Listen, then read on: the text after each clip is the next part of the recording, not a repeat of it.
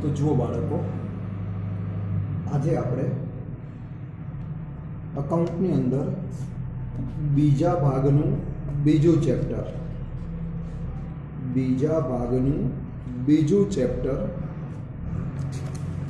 જે ઘસારાના હિસાબો એની વાત કરવી છે. બીજા ભાગનું બીજું ચેપ્ટર જે આપણું છે ઘસારાના હિસાબો કહું છું એની વાત કરવી છે. બરાબર, ઘસારાના હિસાબો જેમાંથી તમારે એક દાખલો એ 6 ગુણની અંદર કામ આવશે અને એ 6 ગુણની અંદર આપણને એક ખાતું બનાવવાનું પૂછ્યું હોય. 2 યંત્ર આપેલા હોય છે. ઘણી વખત એક આપ્યું હોય, એક વેચી દેવામાં આવે તો કશું ન વધે, પણ મારે અત્યારે તમને એવો દાખલો ગણાવવો છે કે જેમાં 2 યંત્ર આપ્યા હોય. રાઈટ, તો પછી હું 9મા નંબરનો દાખલો લઉં છું. બહુ અગત્યનો છે સમજવાની રીતે, પણ 9મો દાખલો લેવો છે આપણે. તો ઘસારાના હિસાબોમાં દાખલા નંબર 9. થોડી પહેલાં એની ગણતરી આપણે સમજી લઈશું. રકમ વાંચી લઈએ. જો ટેક્સ્ટબુક હોય તો રકમ જોતા રહેજો. સ્વાધ્યાય 2 દાખલા નંબર 9. સુધાંશુ લિમિટેડ 1/4/2012ના રોજ એક યંત્ર 23,200નું ખરીદે છે, જેને ગોઠવવાનો ખર્ચ 1800 રૂપિયા થયો. તારીખ 1/10/2013ના રોજ બીજું યંત્ર 20,400માં ખરીદ્યું, જેને ગોઠવવાનો ખર્ચ 1200 થયો. 10% લેખે ઘટતી જતી બાકીની રીતે ઘસારો ગણવાનો. પ્રથમ યંત્ર તારીખ 31/3/15ના રોજ ચોપડે કિંમતના 20% નુકસાનથી વેચી દો, તો 3 વર્ષનું યંત્ર ખાતું તૈયાર કરો. ભલે એમાં કીધું છે પ્રથમ વર્ષની આમ નોંધ, પણ આપણે આમ નોંધને ખાલી જોવી નથી, આપણે બનાવવું છે 3 વર્ષનું યંત્ર ખાતું. ઓકે, હવે સાંભળો. ત્યારે પહેલું યંત્ર એની મૂળ કિંમત છે 22,200. આ પ્રથમ યંત્ર એની મૂળ કિંમત કેટલી આપે છે? 22,200 વત્તા એને ખરીદવા માટેનો ખર્ચ કેટલો થાય છે? 1800. તો પછી આ પહેલા યંત્રની પડતર કિંમત કેટલી થશે? 24,000. અને કઈ તારીખે આની પડતર કિંમત મળી? તો 1/4/2014. પછી વાત કરીએ. આ પહેલું યંત્ર, બરાબર. હવે આવી રીતે બીજું યંત્ર એની પણ મૂળ કિંમત. તો જુઓ, બીજું યંત્ર એની મૂળ કિંમત કેટલી આપે છે? તો એની મૂળ કિંમત છે 20,400. વત્તા એને ખરીદવા માટેનો ખર્ચ. તો 20,400 એમાં એને ખરીદવાનો ખર્ચ થાય છે 1200 રૂપિયા. 1200. તો પછી બીજું યંત્ર એની પડતર કિંમત આપણને મળશે 21,600. આવી રીતે આપણા 2 યંત્ર છે. પહેલું યંત્ર હવે થઈ ગયું 24,000નું અને બીજું યંત્ર થઈ જશે 21,600નું. અને બોલે છે 10% લેખે ઘટતી જતી બાકીની રીતે ઘસારો ગણવાનો. 10% લેખે ઘટતી જતી બાકીની રીતે ઘસારો ગણવાનો. તો હવે પહેલા યંત્રની ગણતરી કરાવી દો. 1/4/2012ના રોજ એની કિંમત આપી છે, તો 1/4/12 આ યંત્રની પડતર કિંમત કેટલી આપી છે? 24,000. માઇનસ આ વર્ષ પૂરું થાય 31/3/13 ના રોજ ઘસારો, અને 10% લેખે 2400 રૂપિયા ઘસારો બાદ કરી દો. હંમેશા ઘસારો વર્ષના છેલ્લા દિવસે ગણાય. 1/4 વર્ષ શરૂ થાય ને 31/3 વર્ષ પૂરું થાય, તો 31/3/13 ના રોજ ઘસારો. એટલે હવે બીજું વર્ષ શરૂ થાય 1/4/13. આનો બીજો દિવસ હોય અથવા આનું બીજું વર્ષ હોય. 31/3/13 નો બીજો દિવસ એટલે 1/4/13, અને આનું બીજું વર્ષ બોલો તો 1/4/13. હવે આ કોઈ પણ ઘસારો બાદ કર્યા પછી જે કિંમત હોય એને યંત્રની બાકી કહેવાય, એને પડતર કિંમત ના કહેવાય. તો એની બાકી કેટલી વધશે? 21,600. પાછું બીજું વર્ષ પૂરું થાય એટલે એનો ઘસારો ગણી લેવાનો. તો બીજું વર્ષ પૂરું થાય 31/3/14 ના રોજ એનો ઘસારો, પણ ઘટતી જતી બાકીની રીતે ગણવો છે તો આ જે વર્ષે જે બાકી હોય એના ઉપર ઘસારો ગણાય. અને જો સીધી લીટીની રીત હોય તો જે કિંમત પડતર કિંમત હોય એને જ ધ્યાનમાં લેવાય. સીધી લીટીની રીત હોય તો પહેલા વર્ષે 2400 હોય તો બીજા વર્ષે પણ 2400 જ આવે. પણ ઘટતી જતી બાકીની રીત હોય તો આ જે વર્ષે જે બાકી હોય એના ઉપર ઘસારો ગણાય. તો આ 21,600 ની જે બાકી છે એના 10% એટલે 2160 રૂપિયા. તો ત્રીજું વર્ષ શરૂ થાય 1/4/14 ના દિવસે રહેશે આની બાકી. તો 21,600 માંથી 2160 બાદ કરી દો તો 19,440. ત્રીજું વર્ષ પૂરું થાય 31/3/15 ના રોજ ઘસારો. પાછા આના 10% લેખે 1944 રૂપિયા ઘસારો કપાય. 10% લેખે 1944 રૂપિયા ઘસારો બાદ કરી દઈએ. તો હવે આગળ નથી જવાનું. જુઓ કેમ તો આ પ્રથમ યંત્ર તારીખ આપી છે, તારીખ વેચેલી તારીખ તમારે યાદ રાખવાની. કોઈ પણ મિલકત વેચી દો એટલે ઘસારો ગણવાનું કામ પૂરું થઈ જાય. મિલકત વેચાઈ જાય એટલે ઘસારો પછી ના ગણાય. તો હવે આ તારીખે 31/3/2015 ના રોજ તમે વેચી દો એટલે આ કિંમતને કઈ કહી દેવાની? ચોપડે કિંમત. જે તારીખે તમે કોઈ પણ મિલકત વેચો એને એ તારીખને ચોપડે કિંમત કહેવાય. પછી આગળ ઘસારો ના ગણાય. એ ચોપડે કિંમતમાં નફો ઉમેરો અને નુકસાન બાદ કરો એટલે વેચાણ કિંમત આવી જાય. તો હવે 19,440 માંથી 1944 બાદ કરી દો તો 17,496. આ મળી ચોપડે કિંમત. આ તારીખે વેચી દો એટલે હવે આમાં નુકસાન કીધું હોય તો બાદ અને નફો કીધો હોય તો પ્લસ. વાંચો આગળ શું કીધું છે? 20% નુકસાનથી વેચી દીધું. તો આના 20% નુકસાન આમાંથી બાદ કરી દેવાનું કે માઇનસ નુકસાન. પણ 17,496 એના 20%. તો આ 17,496 એના 20% લેખે. તો એના 20% તો 3499.2 થાય. એટલે આપણે ઉપર પોઈન્ટમાં નથી લેતા. જો પોઈન્ટ 5 થી મોટા હોય તો આગળ એક વધારી દેવાય. પણ 3499.2 છે એટલે હું 3499 જ રાખું. તો આ નુકસાન કેટલું થાય? 3499 રૂપિયા. અને નુકસાન બાદ કરી દો એટલે આ યંત્રની વેચાણ કિંમત આવી જાય. તો 17,496 માંથી 3499 બાદ કરી દો તો 13,997. 13,997 રૂપિયામાં આ યંત્ર વેચી દીધું. અને વેચી દો એટલે યંત્ર નીકળી જાય, જતું રહે. એટલે હવે આ યંત્રનો નિકાલ થઈ ગયો, વેચાઈ ગયું. બીજું યંત્ર. હવે બીજું યંત્ર એ આ ત્રણમાંથી કયા વર્ષમાં લાવવું એ પહેલા તારીખ ઉપરથી નક્કી કરી લેવાનું.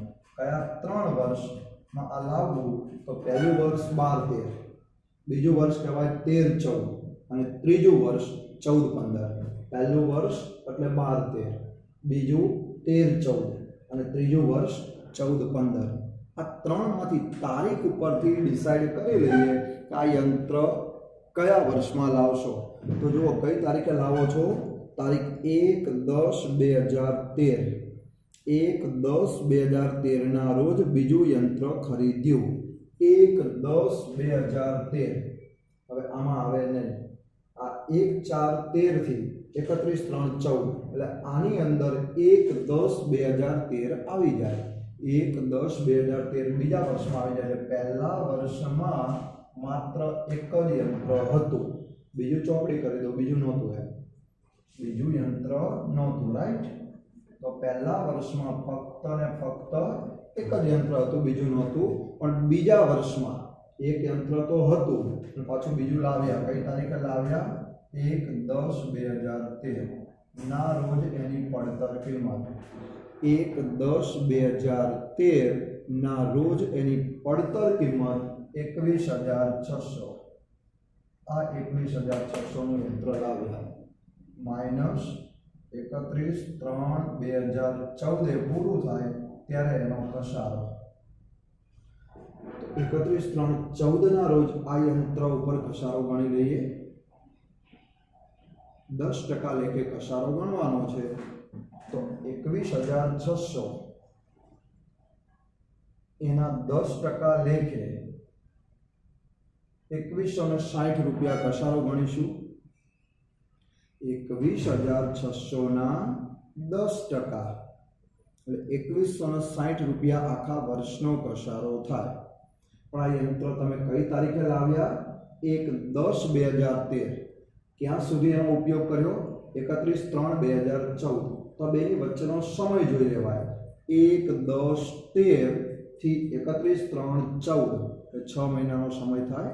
તો આમાં 6 મહિનાનો કસારો ગણાય, 6 માસનો. હવે આખા વર્ષનો 2160 હોય તો 6 મહિનાના અડધા થઈ જાય, અને અડધા એટલે 1080 રૂપિયા. માટે બીજું વર્ષ શરૂ થશે 1/4/14 ના રોજ. હવે આની બાકી 21,600 માંથી 1080 બાદ કરી દો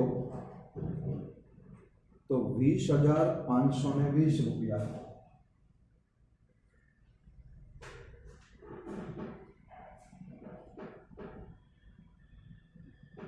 ₹20,520 એની બાકી રહેશે. પાછું બીજું વર્ષ આખું એનો ઉપયોગ કરીએ. બીજા વર્ષના અંતે ઘસારો. બીજું વર્ષ પૂરું થાય 31/3/15. ઘસારો ગણી લઈએ.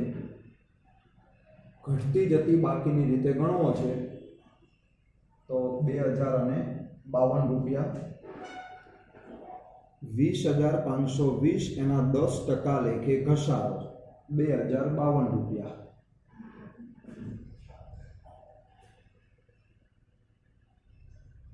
માટે આ યંત્રની બાકી રહેશે 20,520 માંથી 2,052 બાદ કરી દો તો 18,468 રૂપિયા.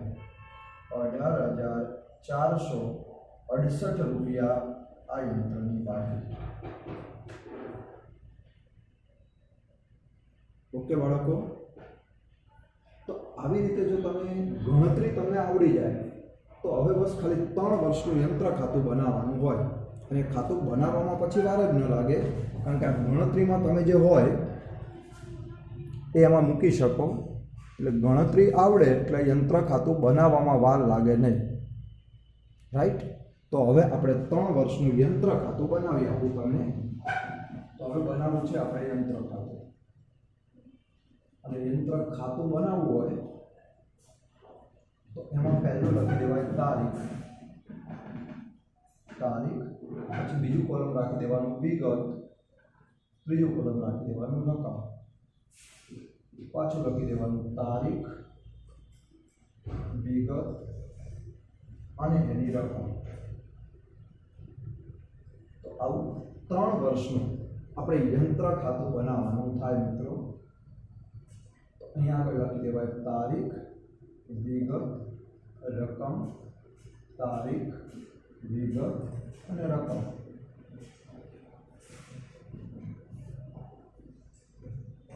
અને ખાતાની ડાબી બાજુ લખી દેવાય ઉધાર અને ખાતાની જમણી બાજુ લખી દેવાય જમા. તો આવું 3 વર્ષનું એક આપણે યંત્ર ખાતું બનાવી દઈએ. રાઈટ? તો હવે આ ખાતું બનાવવા માટે બીજું કશું જ નથી કરવાનું તમારે. બસ આ ગણતરી કરી છે આમાં જોતું જવાનું, ત્યાં વિગતો મૂકતું જવાનું. સૌથી પહેલાં પહેલું વર્ષ લેવાનું 1/4/12. યંત્ર ખરીદો છો, યંત્ર આવે ઉધાર બાજુ. અહીંયા મૂળ કિંમત લખી દેવાની બેંક ખાતે, અને જે ખર્ચ હોય એ લખી દેવાનું રોકડ ખાતે. કોઈ પણ મિલકત ખરીદો એટલે મિલકત આવે તો ઉધાર બાજુ પણ શું લખી દેવાનું? બેંક ખાતે અને રોકડ ખાતે. ખર્ચ હોય એ રોકડેથી અપાય અને મૂળ કિંમત હોય એ ચેકથી. તો મૂળ કિંમત હતી 22,200, એનો ચેક આપી દો 22,200. અને ખર્ચના 1,800 રૂપિયા રોકડા આપી દો, રોકડા. અને તરત જ ગણી લેવાનો આ તારીખે ઘસારો 2400. તો સામે જમા બાજુ 31/3/13 ઘસારા ખાતે, અને ઘસારો છે 2400 રૂપિયા. એ જ તારીખે બાકી આગળ લઈ ગયા. અને કેટલા? તો આનો ટોટલ કરી લેવાનો. આનો ટોટલ થાય 24,000. એ જ ટોટલ સામે મૂકી દેવાનો 24,000. 24,000માંથી 2400 બાદ કરી દો એટલે આવશે 21,600 આ મળે બાકી. એક વર્ષ કમ્પ્લીટ. હવે આ બાકીને બીજા દિવસે આગળ લવાય. આ બાકી આગળ લઈ ગયા અને બાકી આગળ લાવ્યા બતાવી દો 1, 4, 13 આનો બીજો દિવસ અથવા આનું બીજું વર્ષ. અહીંયા 12 તો અહીંયા 13 આવે, અહીંયા 13 તો અહીંયા 14, અહીંયા 14, અહીંયા 15. તો આનો બીજો દિવસ બાકી આગળ લાવ્યા 21,600.